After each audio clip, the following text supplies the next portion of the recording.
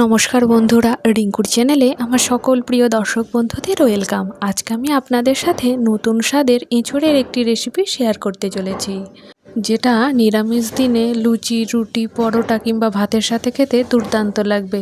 আপনি যদি আমার চ্যানেলের নতুন দর্শক বন্ধু হয়ে থাকেন তাহলে প্লিজ আমার চ্যানেলটিকে সাবস্ক্রাইব করে পাশে থাকার অনুরোধ রইল। প্রথমে এঁচোড় এবং আলু একটা সিটি দিয়ে নিয়েছি হালকা লবণ দিয়ে, অপরদিকে মটরটাকেও লবণ দিয়ে সেদ্ধ করে নিয়েছি। আজকে একদম সম্পূর্ণ নতুন একটি রেসিপি আপনাদের সাথে শেয়ার করছি।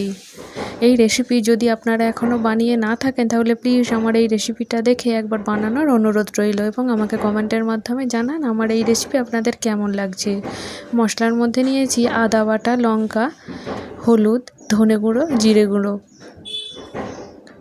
এবার মশলাটাকে হালকা জল দিয়ে কিছুক্ষণ ভিজিয়ে রাখবো। আর নিয়েছি পোস্ত বাটার জল। প্রথমে কড়াতে দিয়ে দিচ্ছি খাঁটি সর্ষের তেল। পুরো রান্নাটা সর্ষের তেলে বানাবো। আর ফোড়নের জন্য নিয়েছি গোটা জিরে, তেজপাতা এবং গোটা শুকনো লঙ্কা। তেলটা গরম হয়ে যাওয়ার পরই ফোড়নটা দিয়ে দিলাম। ফোড়নটা 30 থেকে 40 সেকেন্ড সময় ধরে ভেজে নেব। ফোড়নটা থেকে যখন সুমিষ্ট একটা গন্ধ বেরিয়ে আসবে তখন বুঝতে হবে ফোড়নটা রেডি হয়ে গেছে। আমার এই রান্নাগুলো একদম ঘরোয়া পদ্ধতিতে বানানো, আর এর স্বাদ হয় দুর্দান্ত। আর পুরো রান্নাটা আমি কাঁচা লঙ্কা দিয়ে বানাবো। এবার এঁচোড় এবং আলুটাকে দিয়ে দিলাম। এঁচোড় এবং আলুটাকেও বেশ ভালোভাবে ভেজে নেব। এই গরমের মধ্যে একটু হালকা পাতলা রান্না খেতেই আমাদের ভালো লাগে। সম্পূর্ণরূপে ভালোভাবে হাই ফ্লেমে কষিয়ে নিচ্ছি। এই রান্নাটা করতে খুব একটা বেশি সময় লাগে না। বাচ্চা থেকে বয়স্ক সবাই এই রেসিপিটা অনায়াসেই খেতে পারেন। এবার মশলাটা ভিজিয়ে নেব। বাটিতে নিয়েছি পোস্ত বাটার জল।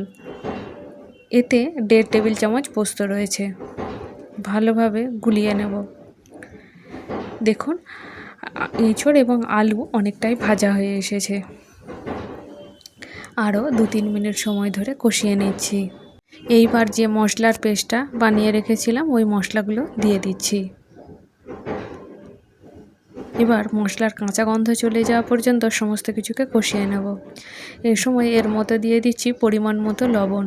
এঁচোড় এবং আলু সেদ্ধ হওয়ার সময়ও লবণ দিয়েছিলাম, তাই বুঝে এখানে লবণটা ব্যবহার করতে হবে। এই সময় গ্যাসের ফ্লেমটা একদম মিডিয়ামে রেখে খুব ভালোভাবে কষিয়ে নিতে হবে। আলতো হাতে সাবধানে কষিয়ে নিচ্ছি।